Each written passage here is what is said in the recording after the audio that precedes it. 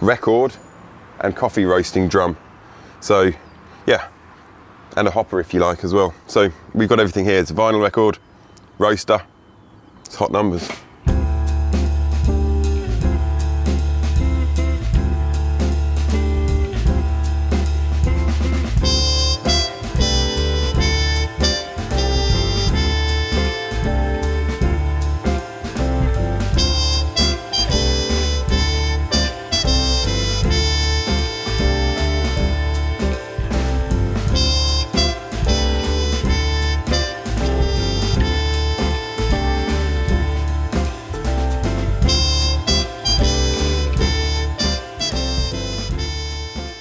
I mean, we have the sort of commercial activity of coffee roasting, but also it's always been my vision that everybody sees the roasting process. So for me, that's very important.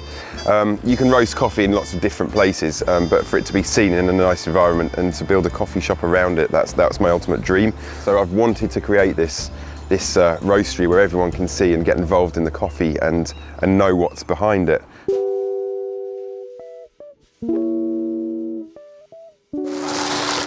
Green beans, so it's a fruit. There's a cherry around it. These are the seeds. So there are your coffee beans, they sit like that, and they have a cherry around them. Yeah, it's a cherry on a bush, and then it gets dried. I mean, the fruit gets removed from it, and the parchment around there gets dried. And then, yeah, you can have a washed coffee or you can have a natural coffee. Washed coffee is where the parchment around the sides is washed off, so the coffee becomes quite cleaner in taste. The natural process is where the fruit is allowed to dry in the sun around. I mean, it's the journey from the boat, you know, even. So how that coffee is packaged, if it's not packaged well from source, the coffee could dry out or become susceptible to rot. There's a few we use, you know, Falcon coffee and Macanta and Nordic Approach. There's a few suppliers. They work directly with the farmers. They cup their coffee, they score them, and they give a price on it to us based on how good the quality is of that. Morning, Sophie. Hello. How are you doing? Very well. Doing a quick talk on coffee roasting and stuff. Yeah, I can see you touring. Here we have centerpiece of our roastery, our Gießen coffee roaster, chosen for its reliability. It's a solid machine. Again, I love workhorse equipment. This is one of them. Gießen. It has a cast iron. It's a traditional drum roaster. It's got a cast iron body to it, so it retains a lot of heat. It's connected up to a computer, so we can actually plot temperature over time to get some stability in our roasts. Okay.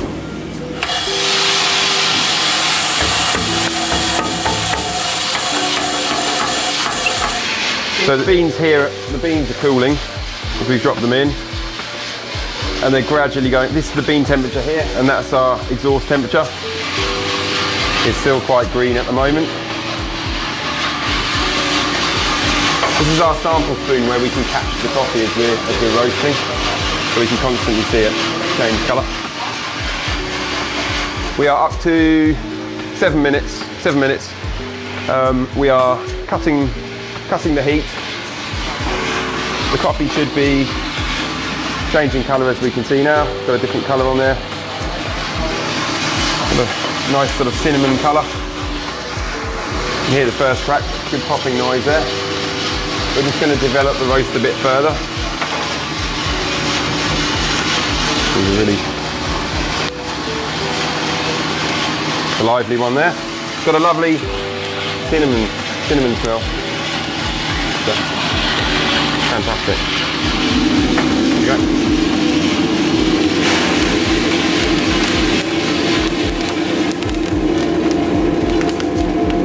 A nice even colour here.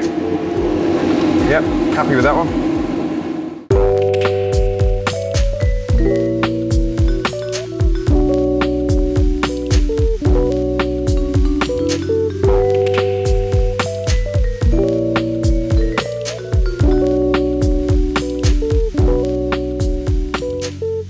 So yeah, these are Marco SB9s. They're filter drippers. So we're using 18 grams of coffee, and we're brewing up 250 millilitres of coffee.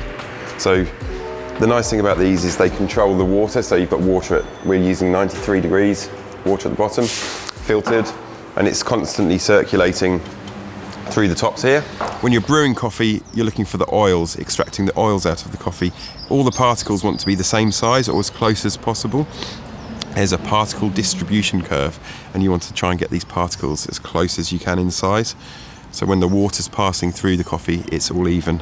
So you're not getting mismatch extraction from it. So these are the guys. Lamazocco. I've used them in the business since I started. It's a workhorse. Solid, reliable. The design aesthetic is fantastic on these, but more importantly, it's functional. The good thing about a grinder, what you pay for in a good grinder, is a large burr set in it to cut and a slow motor speed. And you achieve that by having a big motor in there and a big burr set. It's a big motor to drive it. No clumping. Distribution tool.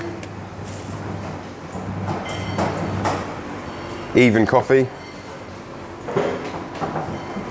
And a nice bit of kit here, the auto tamper.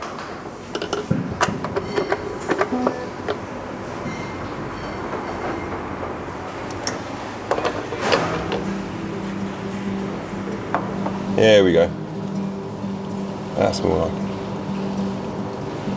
like honey off a spoon.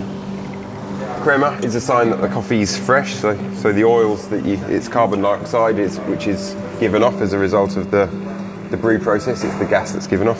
So that's showing that the coffee's fresh. If you don't get that, coffee's older. We've got here crema on the top. And you always want the sweetness from a coffee, I believe. I mean, everyone has a different perception of what a good coffee is. For me, it's got to have some sweetness to it. Body, doesn't want to be too thin. It wants to have some body to it. Yeah, and sweetness and something that's interesting. I quite like fruity coffees, so something like a nice Ethiopia natural coffee I like, or if I'm having a filter coffee, it would be a Kenyan coffee, something like that.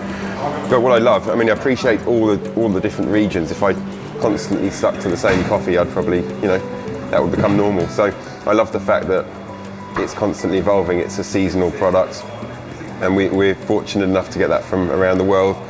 And the different taste that you can get from these different regions is what excites me, what gets me out of bed every day. So.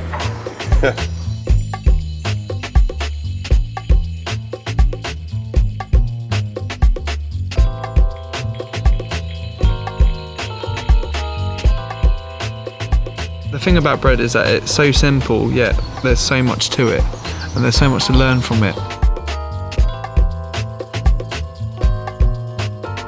So bread is flour, water, salt at its core. So you'll start off with a sourdough starter, which is mixed with flour and water, and old starter, which we use every day. So we'll mix the bread, have a bit of starter left over, and in the morning use that starter to mix the new starter. So it's like a 3-day process that just keeps going round and round. That's what fascinates me, I think, is that there's so many little factors that you have to keep balancing out to make a beautiful product, and it's very satisfying when it does come out.